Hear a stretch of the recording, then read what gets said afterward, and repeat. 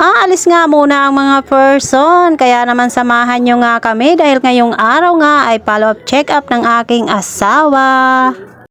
Nauna na ngang umalis ang asawa ko at iniwan na nga ako, sobrang excited naman yata. Pati nga dito sa sasakyan ay hindi nga kami magkatabi, aba ay iniwan na nga ako kanina, ayaw pang tumabi sa akin. Ano to, may tampuhan? Ay sige, kaya na ang gusto mo, galit-galit mo na ngayon, Charis.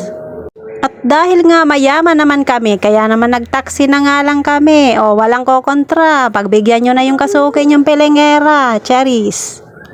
At eto na nga, nakarating na nga kami dito sa Heart Center. Pero hindi pa nga kami pwedeng pumasok at kami pipila pa daw dito. Ay kailan kaya ito matatapos? Napakahaba naman. Huwag ka nang mainip, Kasuki. Sabi nga sa haba-haba man ng prosesyon, makakarating ka rin sa dulo.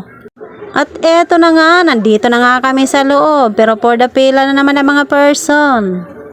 At para hindi nga kami mainip sa aming pila, kaya eto, may pa-lecture pa silang nalalaman para daw mapaliwanagan kami kung anong mga sakit-sakit sa puso. At meron pa nga daw silang pamerienda dyan, pero ang ending, hindi nga kami nabigyan.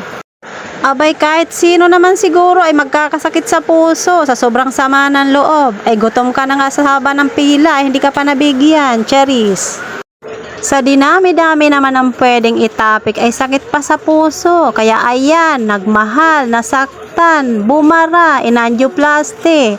Ngayon, iniwan na ng asawa dahil magastos na, Charis.